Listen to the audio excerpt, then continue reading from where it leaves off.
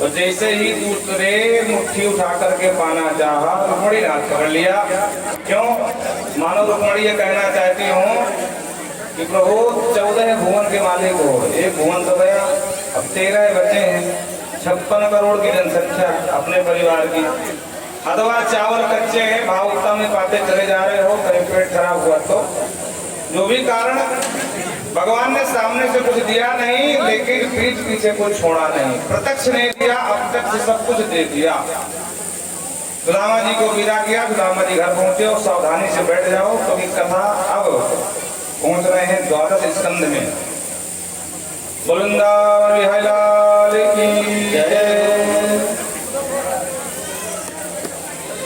ठाकुर जी का तिलक करके उनको यजमान के आसन को भेजो, यहाँ विदाई होती इनकी, और कथा पहले पूरी करवा लो, नहीं तो आप बंद कर दें। बहुत कम लोग जानते हैं सुदामा तरह से विश्राम नहीं होता, विश्राम आगे होगा। आप प्रणाम, हाँ कर लीजिए, पूजा कर लीजिए, तो भेजिए। विश्वामित्रो सितः कंडो दुर्वासा भृंगुरंगिना कश्यपो वामदेवोत्री वसिष्ठो।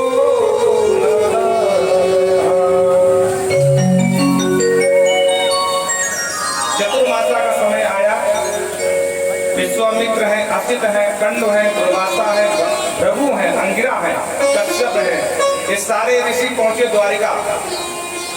भगवान ने सबकी व्यवस्था करी चतुर्मासा के लिए, सभी लोग चतुर्मासा करने के लिए वहां निवास किए।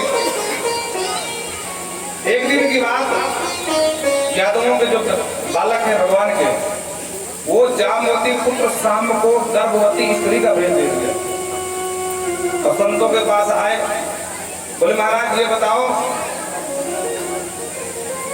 कि हमारी भाभी जी हैं, ये जानना चाहते हैं कि इनको बेटा होगा कि बेटी होगी। अब कोई किसी नाक बंद करे, कोई आंख बंद करे, कोई कान बंद करे, और काऊ की समझ में कुछ ना हो कि भाई बेटा बेटी तो कुछ था नहीं, गर्भवती स्त्री का भेद बना दिए थे। वो तो बालक था ताम्र। वहीं सभा में दुर्वासा बैठे थे। दुर्वासा ने कहा बात क्या है, ये बार बार जो आंख नाक बंद कर रहे हैं, पता कुछ नहीं पा रहे हैं। दुर्वासा ने आंख बंद करके देखा तो पूरा राज समझ में आ गया, अरे राम राम, ये तो पुरुष है, इसको स्त्री बना के लाए हैं मूर्ख। दुर्वासा ने कहा बच्चों इधर आओ, ये गलत बात है, जब भागो यहाँ से। बच्चों ने कहा कुछ आता जाता है नहीं, फालतू में गर्म क्यों हो रहे, बताओ ना क्या होगा अगर वो बहुत ज्यादा सिद्ध बाबा होगा। दुर्वासा बोले हम बताएं क्या होगा, बोले हाँ बताओ। दुर्वासा क्रोध में आ गए, जनस्यति वो मंदा मुसलम कुल नासरम, है मूर्ख बालकों, ऐसा मुसल होगा कि तुम्हारे पूरे परिवार को नष्ट कर। बोलो राधे राधे। बच्चे डर गए, फटाफट उसका जो है साड़ी निकाला तो सचमुच एक लोहे का मूसल निकला।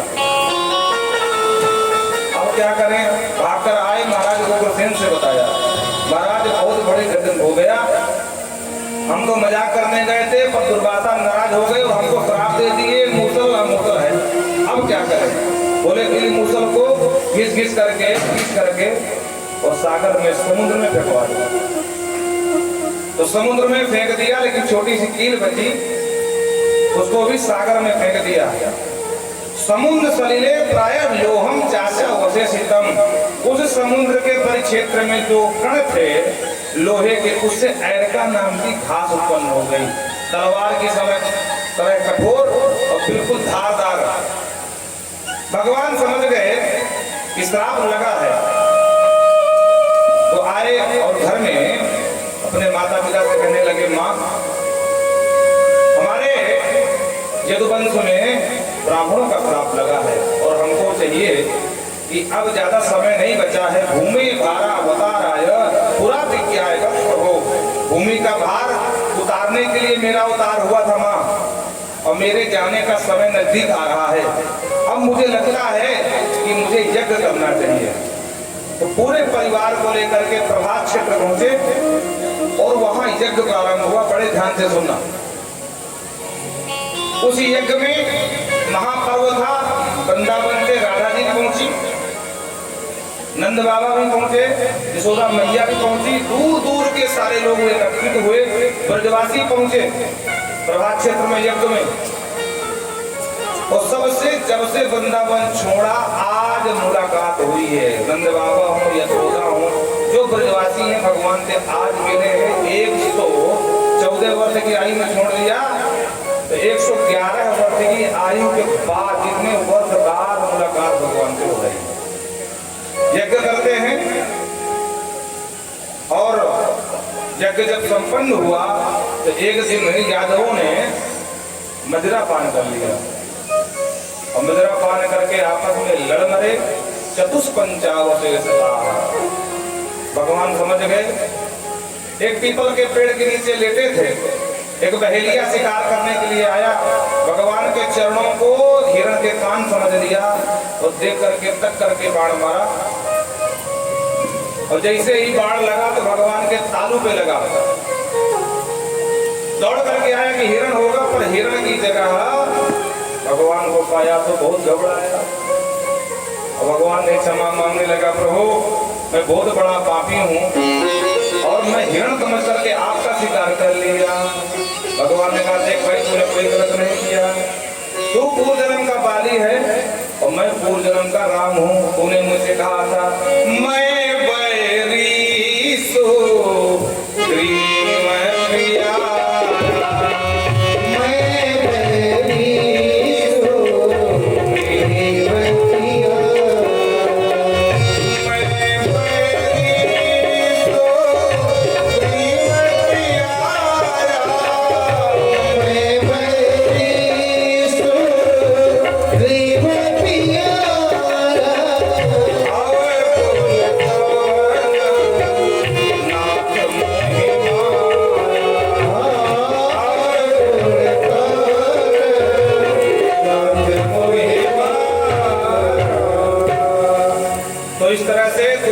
का बाली है तो चिल्लाता रह गया मेरा क्या दोस्त क्यों मारा, मेरे भाई को मित्र बनाया, मुसफिर बनाया। तो भैया खुद का किया हुआ कर्म सबको भोगना पड़ता है। इंसान को छोड़ो भगवान सबको भोगना पड़ता है। इस जन्म में नहीं भोगेंगे तो अगले जन्म में राम जी छुप के मारा तो श्याम बन करके व्यवहार पूरा कर दिया। अवश्य में भोक्तव्यम कृतम कर्म शुभाशुभम अवश्य ही भोगना पड़ता है। जो पातक काया से होई बिन भोगे नहीं छूटे सोई। इसलिए विचार कर लेना चाहिए कर्मा अकर्मेति, कर्म क्या है अकर्म क्या है विकर्म क्या है। बोलो राधे राधे। देखो आप लोग तो जल्दी है लेकिन क्षमा करें हम इस तरह कथा बढ़ाएंगे नहीं। हाँ बड़ी साफ बात है क्योंकि आज की कथा कदाचित आप 6 दिन नहीं आ पाए और अगर अंतिम दिन आ गए तब भी पूरी कथा का लाभ मिलता है। इसे कथा छोड़ेंगे नहीं, जिसको जो करना है करे। आचार बार कर देगी चाहे जो करे। बोलो राधे राधे। ग्राम गीतम न सुनयात यतिर्वनचरः कुचित शिक्षेति हरिणात बंधान रगतीत। भगवान ने तारू को बुलाया, तारू यहाँ से गिरे जाओ और जो द्वारका वासी है उनसे बोल देना आपके 7वें दिन द्वारका डूब जाएगी, जिसको जहाँ जाना हो चला जाए। उद्धव से कहा उद्धव तुम जाओ वार्षिक आश्रम को। उद्धव बोले हम कैसे रहेंगे तुम्हारे बिना। बोलो राधे राधे। आप छोड़ के जा रहे मैं रह नहीं पाऊंगा। तो उद्धव को बड़ा सुंदर उपदेश समझाया कि संत लोग कैसे रहते हैं। बोले एक बात अब तक से भगवान ने और हमारे कुल में ही महाराज यदु जी को सुंदर उपदेश दिया था। यदु जी ने जब दत्तात्रेय भगवान को देखा अलमस्त महात्मा तो पूछ लिया महाराज आपको इतनी शांति कहाँ से मिलती है। तो उन्होंने जो उपदेश दिया भगवान ने समझाया। पृथ्वीर्वायुराकाशो अग्निश्चंद्रमोरभि बकोलो अजगरः सिंधु पतंगो दत्तात्रेय भगवान कहते हैं देखो यदु ये शांति ऐसे नहीं मिली, मैंने 24 गुरु बनाए हैं तब जाके शांति पाई है। पहला गुरु कौन है? पृथ्वी। पृथ्वी से क्या सीखा ध्यान देना। एक शिक्षा गुरु नहीं थी, दीक्षा गुरु नहीं, शिक्षा गुरु है। दीक्षा गुरु एक ही होता है। पृथ्वी को गुरु बना करके हमने क्षमाशीलता सीखी। जैसे पृथ्वी का एक नाम क्षमा है। पृथ्वी में गड्ढा खोदो, जहाँ मल फेंक दो, जहाँ कुछ भी करो पृथ्वी सबको क्षमा करती है, कभी किसी से शत्रुता नहीं करती है। तो संत को चाहिए कि क्षमाशील होना चाहिए। वायु, दूसरा वायु को गुरु बनाया। वायु का स्वभाव है जहाँ वातावरण सुगंधित होता है वहाँ टिकती नहीं है, और जहाँ दुर्गंध होती वहाँ से भागती नहीं है, समान गति से विचरती है। उसी तरह संत को चाहिए अनुकूलता हो प्रतिकूलता हो, समान गति से सबके साथ व्यवहार करे। तीसरा गुरु बनाया आकाश को। आकाश को गुरु बना क्या सीखा? तो आकाश को गुरु बना करके हमने सर्वव्यापी इस जगत को देखा और जब इसके बारे में समझा। जैसे आकाश नैनम क्षेत्राणि कहा, जैसे आकाश को न कोई जला सकता है, न कोई सुखा सकता है, न कोई भिन्न भिन्न कर सकता है, उसी प्रकार ये हमारा शरीर तो नष्ट होगा लेकिन हमारी आत्मा कभी नष्ट होने वाली नहीं है। ईश्वर अंश जीव अविनाशी, ईश्वर अंश जीव अविनाशी, ईश्वर अंश जीव अविनाशी, ईश्वर अंश जीव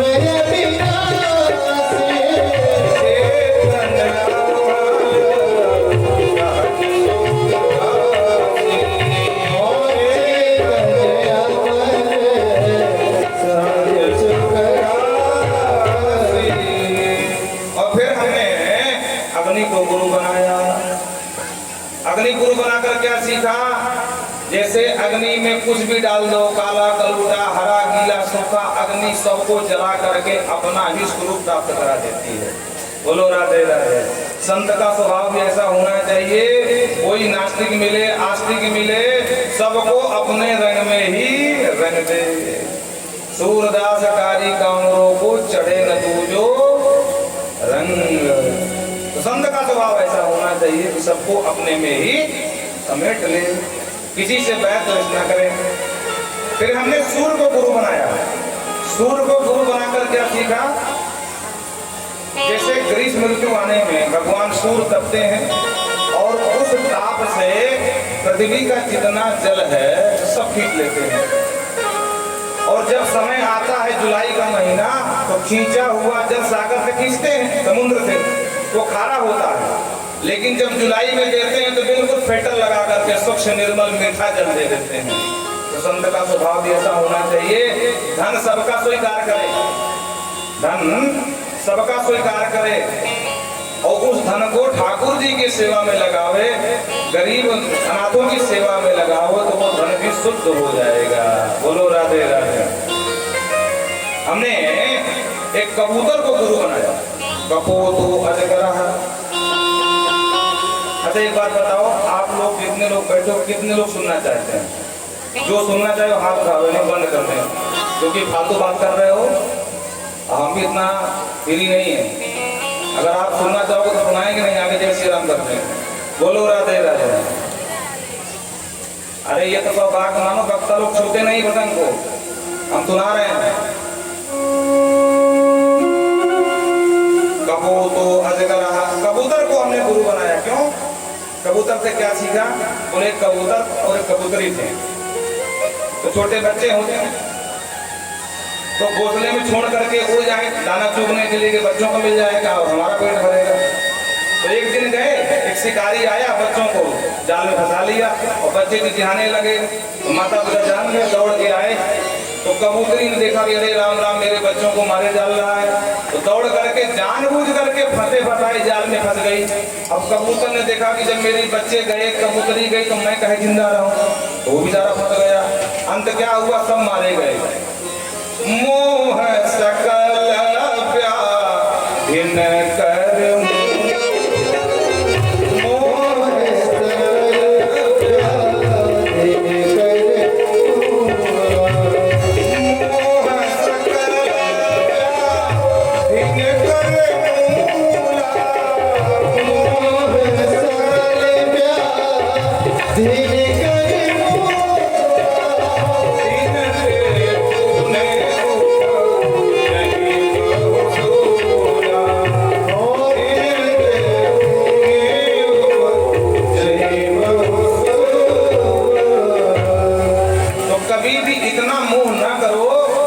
कि अपने शरीर को ही शांत कर लो।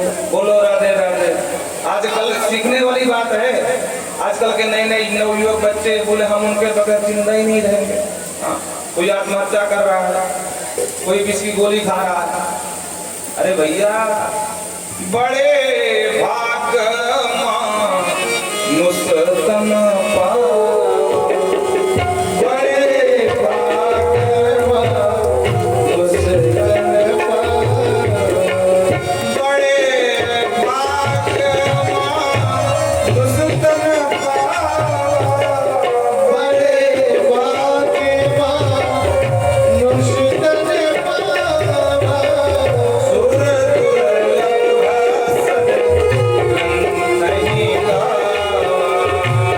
सुर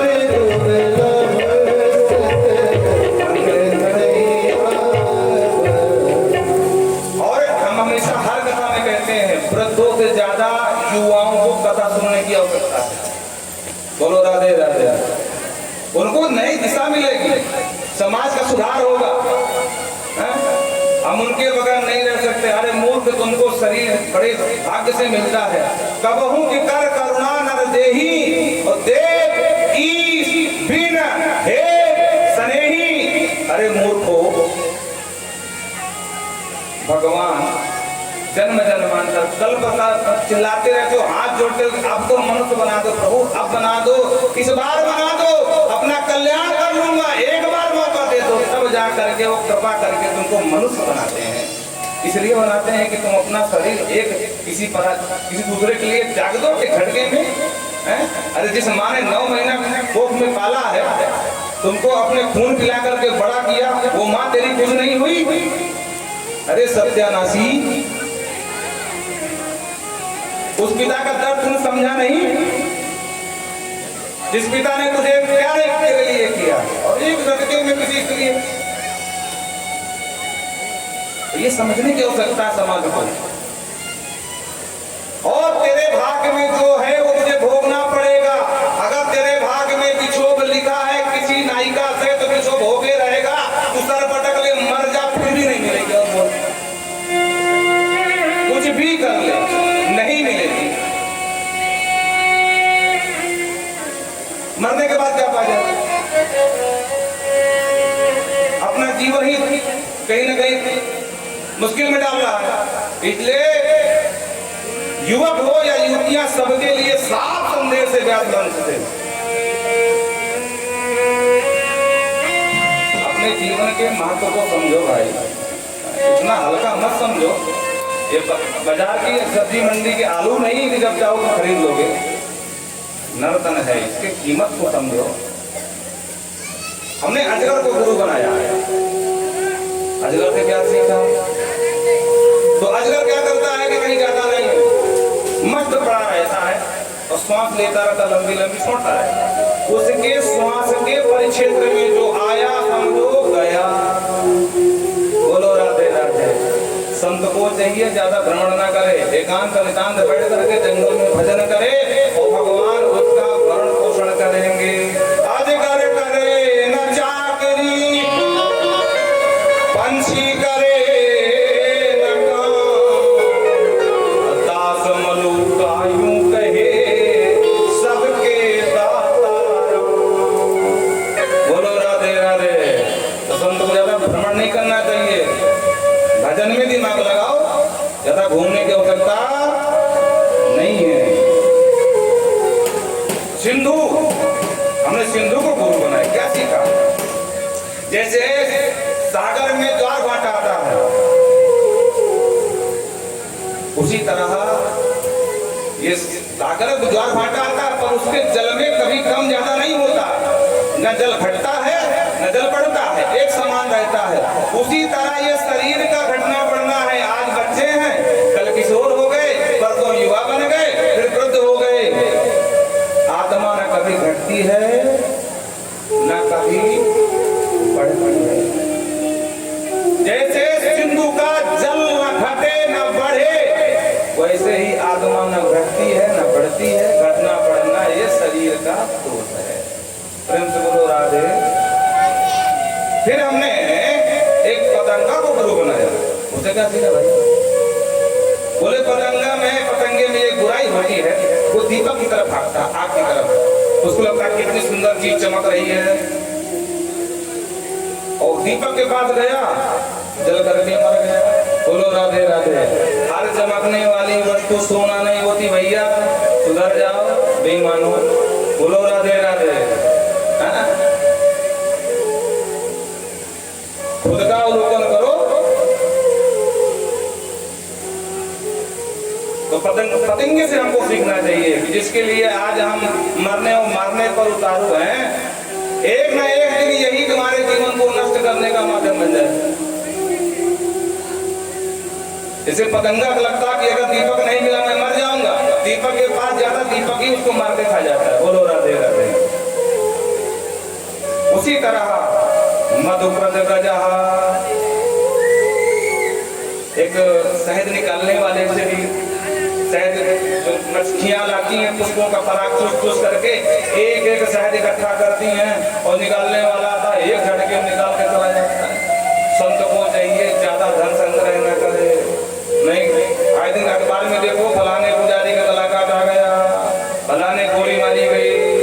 ज्यादा धन होगा तो गला काटेगा, गोली मारी जाएगी और तुम्हारे यहाँ लूट हो जाएगी। संत को चाहिए ज्यादा धन से मतलब ना रखे, लंगोटी मिल जाए, धन मंडल मिल जाए, उतने को। हमने हाथी को गुरु बनाया, उससे क्या सीखा? बोले हाथी जैसा बुद्धिमान और बलिष्ठ दूसरा कोई जानवर नहीं होता। बोलो राधे राधे।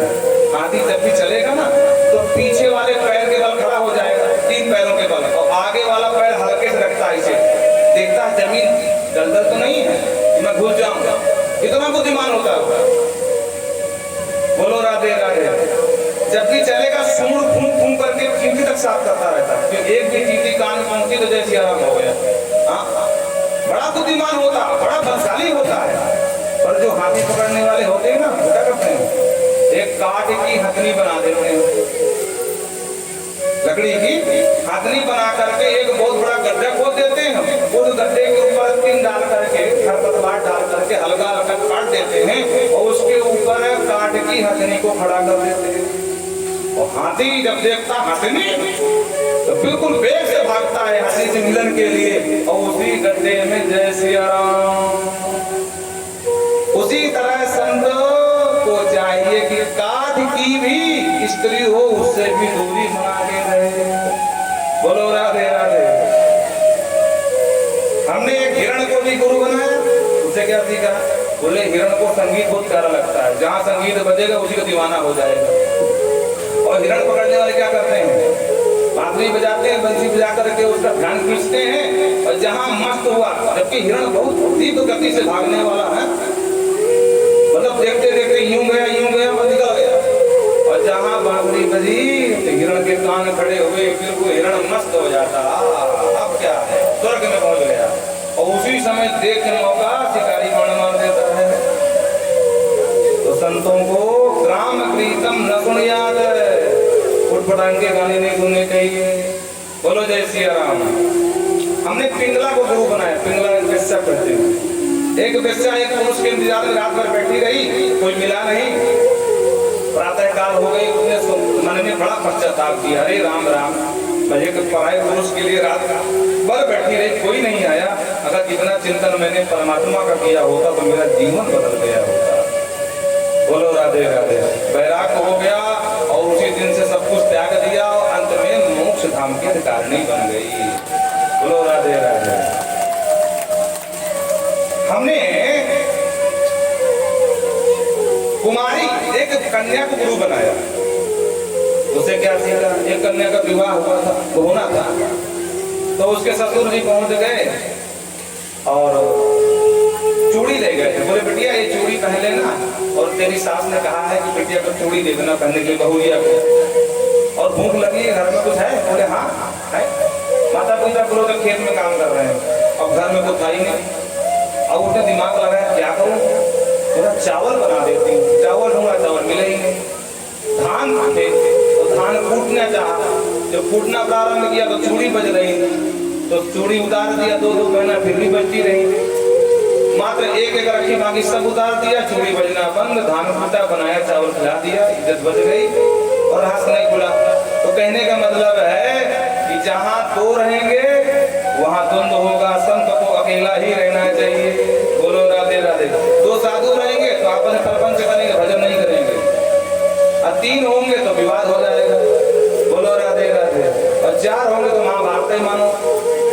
बोले संत को अकेले ही रहना चाहिए अगर भजन करना है तो। ये हमने सीखा।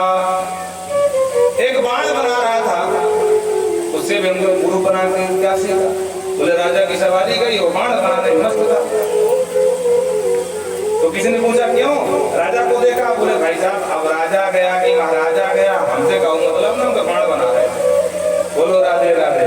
भजन ये सबके लिए है, संतों के लिए नहीं है। भजन करते समय चाहे दूध उबन जाए, चाहे बिल्ली सर पे कूद जाए, चाहे पत्थर पड़ने लगे, चाहे बहुरिया कुछ भी नुकसान कर जाए, जितनी समय भजन करो तो मतलब भजन में ही दिमाग लगाओ, फालतू के चक्कर मत पड़ो। बहुरिया को अपने इशारे से नचाने से अच्छा है कि खुद अपने आप करने दो। कब तक नचाओगे? तो हमने बाण बनाने वाले से ये सिखा। बोलो राधे राधे। इस प्रकार 24 गुरुओं का बड़ा विस्तार से वर्णन किया। और आशा ही परम दुखम नैराश्यम परम सुखम। आशा ही दुख का कारण बनती है। हमने आपसे आशा किया कि आप हमारा दुख सम्मान करोगे, तो आप धक्के मार दिए, हम दुखी हो गए। इसलिए आशा एक राम जी से दूजी आशा छोड़ दे, और नाता एक राम जी से दूजा नाता तोड़ दे। आशा भी करना है तो परमात्मा से करो, मनुष्य से नहीं, क्योंकि आशा पे कभी खड़े नहीं उतरते हैं। कोई कितने कसमें खाए, कोई कुछ भी कहे, अंत में आशा टूट ही जाती है। बोलो राधे राधे। सुगम सुस्तान पिंगला। इस प्रकार से बड़ा सुंदर दिव्य उपदेश दिया। भगवान ने कहा सबको पहले बैठ लिया, तुम जाओ, क्योंकि तुमने कहा था पिछले जन्म में, उसके बाद हम तुम्हारे पीछे आएंगे। और द्वारिका हरिणाम त्यक्त्वा समुद्रोप्लादवंशा, दारू को भेज दिया द्वारिका, उधो गए बद्रिकाश्रम, और भगवान पहले बहेलिया को और फिर भगवान यहाँ से विदाई लिए। बोल बांके बिहारी सरकार की। 12वें स्कंद में कलयुग के वर्णन किया। संभल ग्राम में विष्णुवेश नामक ब्राह्मण के यहाँ कल्कि भगवान का अवतार होगा, जो विशेष है। बोल कल्कि भगवान की। कलयुग में क्या होगा? बोले सोई सयान जो करधनहारी और जो करदम बढ़ आचारी। ये लक्षण होंगे। नेताओं का लक्षण बताया। बोले कोई कोयला खा जाएगा, कोई चारा खा जाएगा, कोई मिड डे मील खा जाएगा, सब खाने वाले होंगे, जनता को चूसेंगे, और जो जितना बड़ा झूठा होगा वही उतना बड़ा नेता होगा। बोलो राधे राधे। सुखदेव बाबा बोले राजन आज 7वां दिन है, अब हमारी विदाई होगी,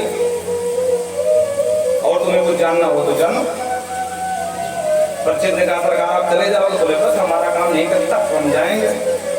सूची बैठे तो सूची ने कहा ठीक है, ये जाने वाले हैं तो चलो इनका पूजन कराते हैं। तो बोले परीक्षित ने पूजन किया। उसके बाद जितने संत महात्मा थे सब ने पूजन किया। बड़े ध्यान से सुनना। देखो व्यास पूजन की परंपरा है, 7 दिन कथा आपको सुनाए हैं, पर किसी के लिए प्रतिबंध नहीं है। आपको इच्छा हो तो पूजन करना, न हो तो न करना, पर यजमान परिवार अवश्य पूजन करे, उसके बाद हम लोग कर सकते हैं। सुखदेव परीक्षित ने कहा कि महाराज आप चले जाओगे, अब मैं तक्षक आएगा मुझे काटेगा, मैं मर जाऊंगा। बहुत तेज डांटा। तुम तो राजन मैं शक्ति पशुबुद्धि मीमांग रही, राजन तुम क्या बोल रहे हो? तुम कैसे मर सकते हो? अरे जो मरने वाला है वो तुम हो नहीं, और जो तुम हो वो किसी काल में मर सकता नहीं। यस्मात् पश्यति देहस्य तत् आत्मा है जो अमरः। ये जो देख रही पश्चिम जो दिख रहा है ये शरीर है, आत्मा नहीं है। लेकिन जो नहीं दिख रहा वो आत्मा है। और घटा भिन्न यथाकाशः आकाश स्यात् पुरा, जैसे घड़ा फूट जाने से घटा आकाश गायब होता है पर महाआकाश में परिणित होता है, उसी प्रकार ये शरीर छूट जाने से कोई मरता नहीं है, ये आत्मा परमात्मा में लीन हो जाती है। एवं देहे मृतो जीव ब्रह्म समुद्र दे पुनः। ये देह प्रकृति का है तो प्रकृति में छूट जाता है। इस प्रकार समझाया डाटा। अपने स्थिति का बोध हुआ, परीक्षित प्रसन्न हुए और बोल उठे गुरुदेव सिद्ध दोषमी अनुग्रह दोषमी। हे गुरुदेव आपके भक्तों ने मुझे अजर अमर का बोध करा दिया। मैं फालतू में डर रहा था। अरे एक कक्षा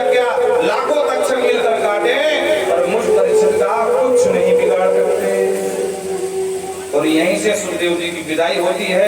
जन्मेजय तक्षक आता, ध्यान से बैठे रहो 5 मिनट और। तक्षक आया, महाराज को काटा, महाराज भस्मीभूत हो गए। जन्मेजय को पता चला, उन्होंने सर्पशस्त्र यज्ञ कराया, दुनिया के जितने सर्प धमाधम गिरने लगे, लेकिन ये तक्षक नहीं आया। ब्राह्मणों से पूछा, वो तक्षक क्यों नहीं आ रहा? बोले गुरुदेव वो इंद्र के चरण में पहुंच गया है। जन्मेजय ने कहा, इंद्र हो या वरुण हमसे मतलब नहीं, हमको तक्षक चाहिए। और जो ब्राह्मणों ने मंत्र पढ़ना शुरू किया तो इंद्र के सिंहासन से सहेंद्रम तक्षकम स इंद्रम, इंद्र के साथ तक्षक भी खींचा चला आया। देव गुरु बृहस्पति आगे सामने, बोले वाह ब्राह्मणों, इंद्राय स्वाहा की जगह में इंद्र को ही स्वाहा करने के लगे हो। अरे भाई ये देव राजा है, देवताओं का हमारी व्यवस्था का बढ़ाओ मत। और आस्तिक भी आए, आस्तिक मुनि समझाया कि भाई देखो कोई किसी को दुख नहीं देता है। जीवतम मरणम जंतुर गति स्नेह कर्मणा, जीवन लेना मरण होना ये हमारे कर्मों पर आधारित है। कोई किसी को न मारता है न कोई किसी को जन्म देता है। काहू न को सुख दुख कर दाता, निज कृत कर्म भोग सब भ्राता। जन्मेजय को समझाया, आज भी जिसके घर में सांप लगते हो, सब परेशान करते हो, ओम आस्तिकाय नमः ईमानदारी से जब लेना 11 बार सांप दिखाई नहीं पड़ेगा, क्योंकि आस्तिक बाबा बृहस्पति ने बताया इनको, नहीं तो जन्मेजय सबको स्वाहा कर देते हैं। और यहाँ से सुखदेव बाबा की विदाई हुई। आइए भागवत जी का अंतिम श्लोक पहले हम बोलेंगे, फिर आप बोलोगे, उसके बाद हमारे आचार्य जी आपको संबोधन करेंगे, व्यास पूजन होगा और फिर कथा को विश्राम, 1-2 भजन भैया के द्वारा होंगे, उसके बाद विदाई गीत होगा और फिर आरती होंगी। कहते हैं जैसे नदियों में गंगा श्रेष्ठ है, वैष्णव में यथा शंभो भगवान शिव श्रेष्ठ हैं, उसी प्रकार पुराणों में भागवत श्रेष्ठ है। बोल श्रीमद् भागवत महापुराण की। आइए अब अंतिम श्लोक आपको हम सुनाएंगे, पहले हम बोलेंगे फिर आप लोग बोलना। नाम नाम संकीर्तनम यस्य, नाम संकीर्तनम यस्य सर्व पाप प्रणाशनम,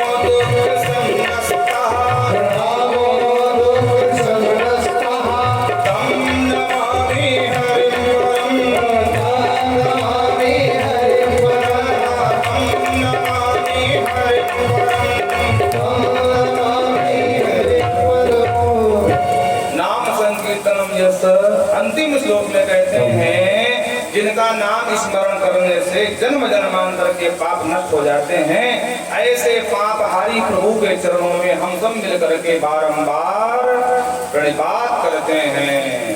बोलो वृंदावन बिहारी लाल की जय।